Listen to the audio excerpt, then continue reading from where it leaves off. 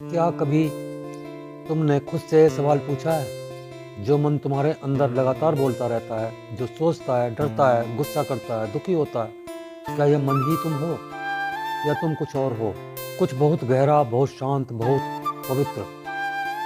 आज का यह वीडियो तुम्हारी पूरी जिंदगी को देखने का तरीका बदल देगा। भारत के प्राचीन ऋषियों ने कहा था, आत्मा साक्षी है, मन उसका खेल है। लेकिन हम क्या करते हैं?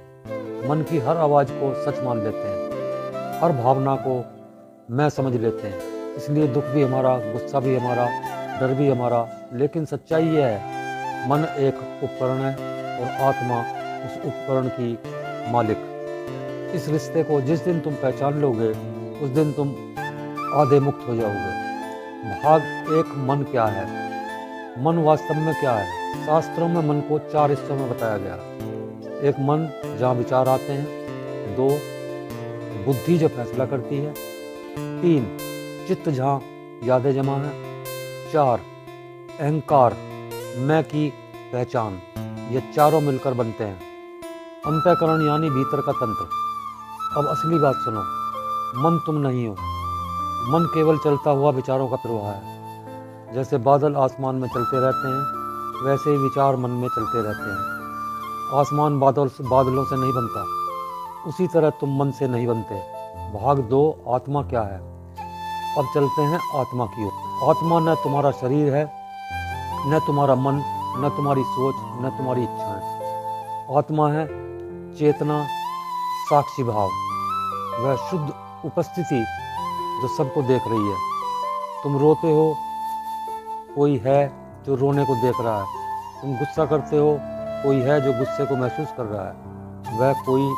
वही आत्मा है। आत्मा शांत है, स्थिर है, निर्मल है। उस पर विचारों की लहरों का कोई असर नहीं पड़ता। भाग 3, मन और आत्मा का असली रिश्ता। अब असली प्रश्न, मन और आत्मा का रिश्ता क्या है? इसका उत्तर यह है, जैसे नदी और किनारा। नदी मन, किनारा आत्मा। नदी उतार चढ़ाव में बहती रहती है, कभी तेज तेज, कभी शांत, कभी गंदी, कभी साफ। लेकिन किनारा हमेशा स्थिर, मन बदलता रहता है। वह आत्मा कभी नहीं बदलती। मन परेशान हो सकता है, आत्मा नहीं। मन डर सकता है, आत्मा नहीं। मन टूट सकता है, आत्मा नहीं। समस्या कहाँ आती है? समस्या तब आती है जब इंसान मन को ही मैं मान लेता है। विचार आया, मैं असफल हूँ, और हम मान लेते हैं कि यह सच है।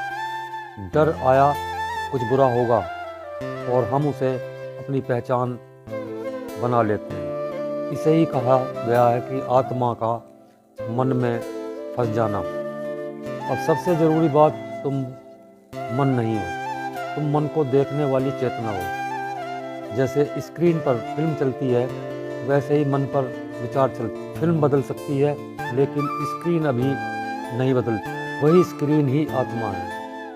जब तुम मन को देखने लगते हो, तब तुम मन से मुक्त होने लगते हो। तुम्हारे भीतर एक अद्भुत शांति जन्म लेती है, जिसे कहा गया साक्षी भाव की अवस्था। मान लो खिड़की के बाहर बारिश हो रही है, वह बारिश मन है, लगातार बदलती हुई, और तुम घर के अंदर बैठे हो। आत्मा बारिश तुम्हें छू नहीं सकती, शोर कर सकती है, पर अंदर की शांति नहीं तोड़ सकती। ऐसे ही मन का शोर आत्मा को कभी नहीं छू सकता। जब तुम साक्षी बन जाते हो, जब भी मन में विचार उठे, बस एक पल रुक कर पूछो, यह मैं हूँ या मेरे अंदर उठती हुई एक लहर? वह इतना समझ गए तो जीवन आधा हल्का हो गया।